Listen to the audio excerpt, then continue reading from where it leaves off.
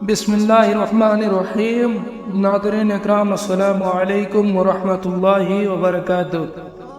امید ہے آپ سب خیریت سے ہوں گے۔ حضرت کعب رضی اللہ عنہ کی دردناک کہانی، ان کی اپنی زبانی۔ 3 صحابی حضرت کعب بن مالک، بلال بن امیہ اور مرار ابن ابی رضی اللہ عنہ بغیر کسی قوی عذر کے سستی کے باعث جنگ تبوک میں شریک نہ ہو سکے۔ حضرت کعب رضی اللہ عنہ اپنی سرگزشت بڑی تفصیل کے ساتھ خود ہی بیان فرماتے ہیں کہ میں جنگ تبوک سے پہلے کسی لڑائی میں اتنا مالدار نہیں تھا جتنا کہ تبوک کے وقت تھا۔ اس وقت میرے پاس خود اپنی ذاتی 2 اونٹنیاں تھیں، اس سے پہلے کبھی میرے پاس 2 اونٹنیاں نہیں ہوئی تھی۔ جنگ تبوک کے موقع پر چونکہ سفر دور کا تھا اور گرمی شدید تھی، اس لیے حضور صلی اللہ علیہ وسلم نے صاف اعلان فرما دیا تاکہ لوگ تیاری کر سکیں۔ چنانچہ مسلمانوں کی اتنی بڑی جماعت حضور صلی اللہ علیہ وسلم کے ساتھ ہو گئی کہ رجسٹر میں ان کا نام بھی لکھنا دشوار تھا، اور مجموع کی کثرت کی وجہ سے کوئی شخص اگر چھپنا چاہتا کہ میں نہ آؤں اور پتہ نہ چلے تو ہو سکتا تھا۔ اس کے ساتھ ہی کھجور کے پھل بالکل پک رہے تھے۔ میں بھی سامان سفر کی تیاری کا ارادہ صبح سے ہی کرتا، مگر شام ہو جاتی اور کسی قسم کی تیاری کی نوبت نہ آتی۔ لیکن میں اپنے دل میں خیال کرتا کہ مجھے وسعت حاصل ہے، جب پختہ ارادہ کروں گا تیاری فوراً ہو جائے گی۔ اسی طرح کئی دن گزرتے گئے، حتیٰ کہ حضور صلی اللہ علیہ وسلم روانہ بھی ہو گئے اور مسلمان آپ کے ساتھ ساتھ، مگر میرا سامان سفر تیار نہ ہوا۔ پھر بھی مجھے خیال رہا کہ 1-2 روز میں تیار ہو کر لشکر سے جا ملوں گا۔ اسی طرح آج کل ٹالتا رہا، حتیٰ کہ حضور صلی اللہ علیہ وسلم تبوک پہنچنے کا زمانہ ہو گیا۔ اس وقت میں نے کوشش بھی کی مگر سامان نہ ہو سکا۔ اب میں جب مدینہ منورہ کے ادھر ادھر دیکھتا تو پھر وہی لوگ ملتے جن کے اوپر نفاق کا بدنما داغ لگا ہوا تھا۔ وہ معذور تھے۔ ادھر حضور صلی اللہ علیہ وسلم تبوک پہنچ کر دریافت فرمایا کہ کعب نظر نہیں آتے، کیا بات ہوئی؟ ایک صاحب نے کہا، یا رسول اللہ صلی اللہ علیہ وسلم، اس کو مال و جمال کے فخر نے روکا ہے۔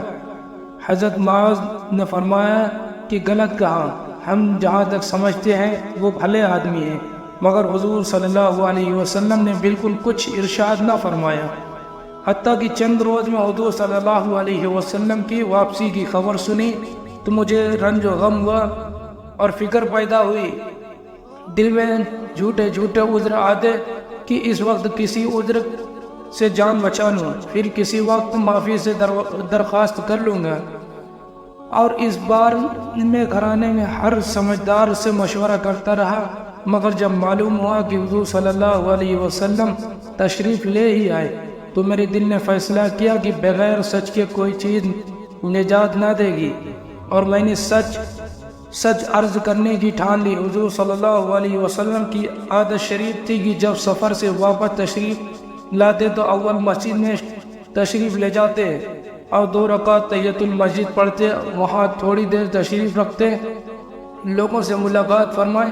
چنانچہ حسب معمول حضور صلی اللہ علیہ وسلم تشریف لائے اور مسجد میں تشریف لے گئے۔ وہاں تشریف فرما رہے اور منافق لوگ آ کر جھوٹے عذر کرتے اور قسمیں کھا رہے تھے۔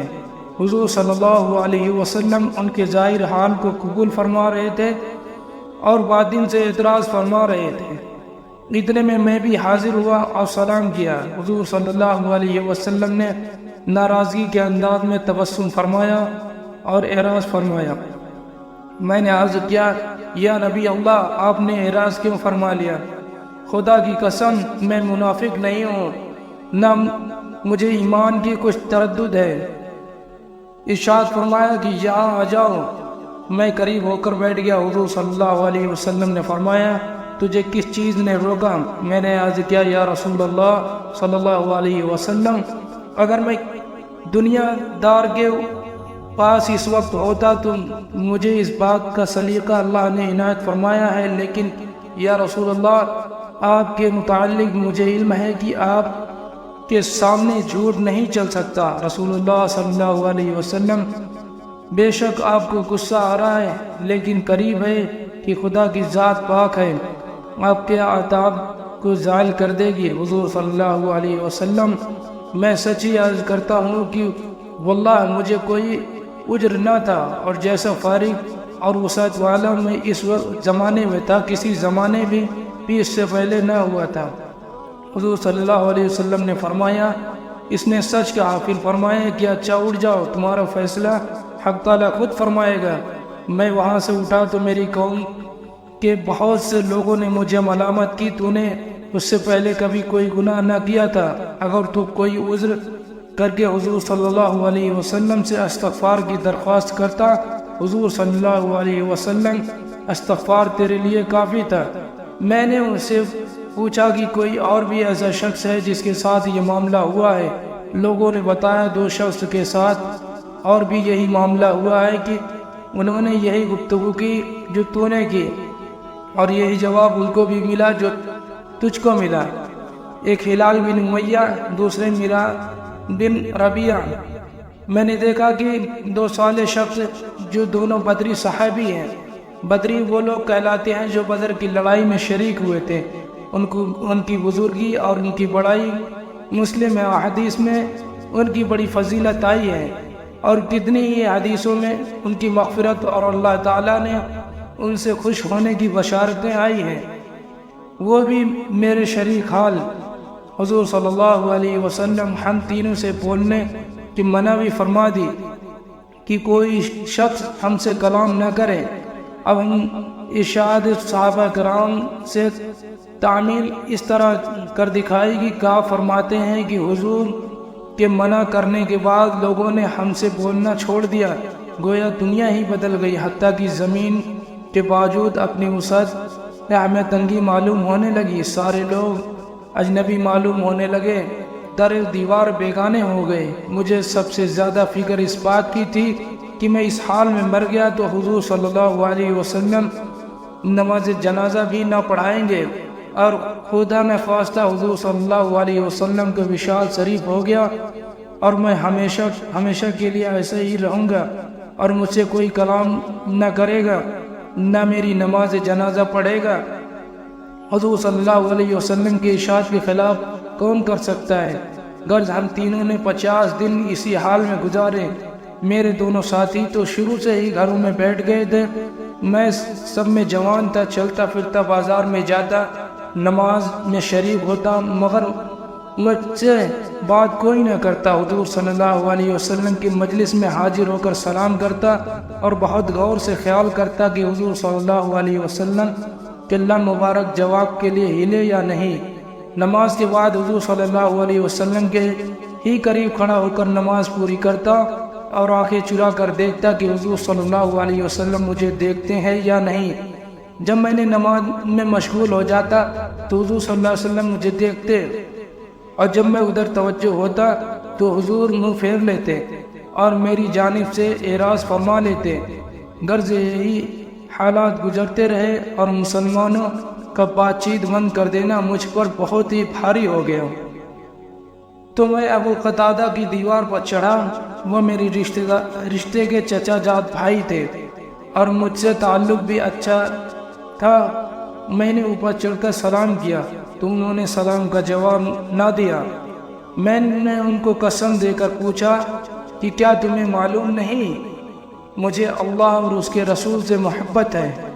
انہوں نے اس کا جواب نہ دیا۔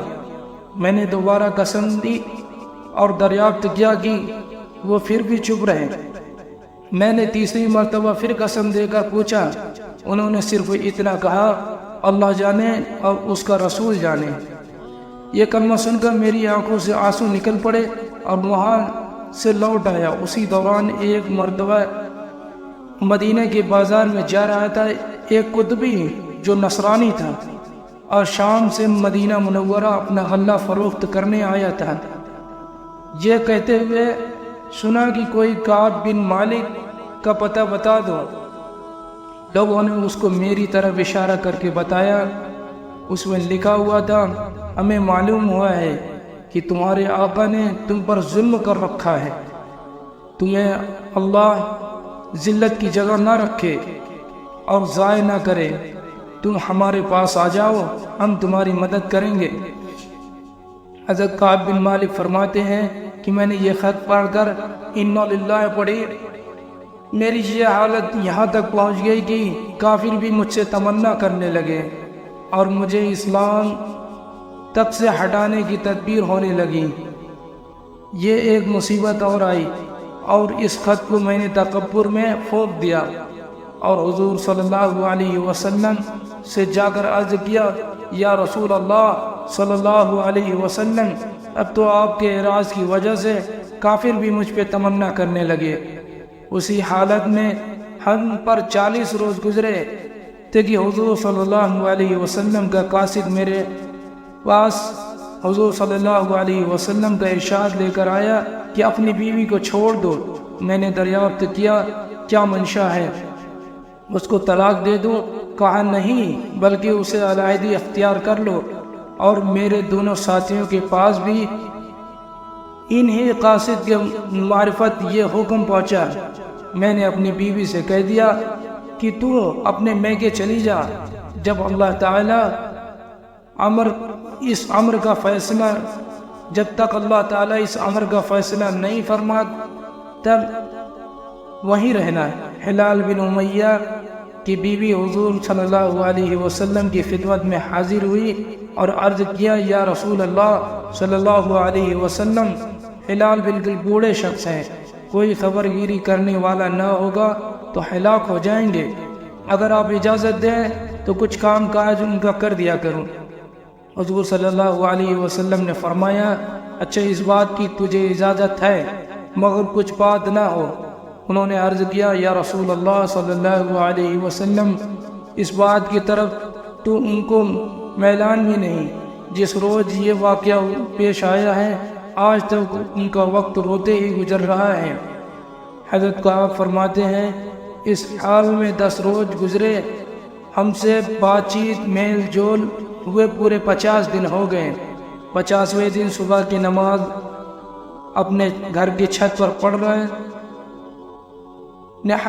پڑھ کر نہایت غمگین بیٹھا ہوا تھا کہ زمین مجھ پر بالکل تنگ تھی اور زندگی دوبر ہو رہی تھی کہ پہاڑ کی چوٹی پر ایک زور سے چلانے والے نے آواز دی کہ کعب خوشخبری ہو۔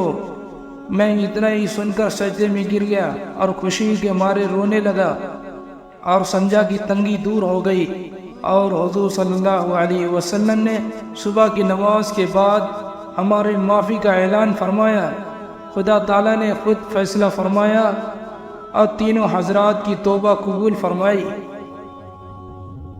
اپنے رسول اللہ صلی اللہ علیہ وسلم پر یہ آیت نازل فرمائی، پارے نمبر 11 رکوع نمبر 3، جس پر ایک شخص نے پہاڑ پر چڑھ کر زور سے آواز دی جو سب سے پہلے مجھ تک پہنچی۔ اس کے بعد ایک صحابی گھوڑے پر سوار بھاگے ہوئے آئے، میں نے اپنے پہننے کے کپڑے اس بشارت دینے والی کے نظر کیا اور پھر حضور صلی اللہ علیہ وسلم کی خدمت میں حاضر ہوا۔ اسی طرح میرے دونوں ساتھیوں کے پاس بھی خوشخبری لے کر لوگ گئے۔ میں جب مسجد نبوی میں آیا تو وہ لوگ جو خدمت اقدس میں حاضر تھے مجھے مبارکباد دینے کے لیے دوڑے اور مجھے سب سے پہلے ابو طلحہ نے بڑھ کر مبارکباد دی اور مصافحہ کیا، جو ہمیشہ ہی یاد رہے گا۔ میں نے حضور صلی اللہ علیہ وسلم کی بارگاہ میں جا کر سلام کیا تو چہرے انور کھلا رہا اور خوشی سے انور چہرے مبارک سے ظاہر ہو رہے تھے۔ حضور صلی اللہ علیہ وسلم کا چہرہ مبارک خوشی کے وقت چاند کی طرح چمکنے لگتا تھا۔ میں نے عرض کیا، یا رسول اللہ صلی اللہ علیہ وسلم، میری توبہ کی تکمیل یہ ہے کہ میری جتنی جائیداد ہے وہ سب اللہ کے راستے میں صدقہ ہے، اس لیے کہ یہ عمارت وہ شہرت ہی اس مصیبت کا سبب بنی تھی۔ حضور صلی اللہ علیہ وسلم نے فرمایا کہ اس میں تنگی ہوگی، کچھ حصہ اپنے پاس بھی رہنے دو۔ میں نے عرض کیا، بہتر ہے کچھ حصہ میرے پاس بھی رہنے دیا جائے، مجھے سچ ہی نجات دلائے۔ اس لیے میں نے عہد کیا ہمیشہ سچ ہی بولوں گا۔ بخاری شریف۔ السلام علیکم ورحمۃ اللہ وبرکاتہ۔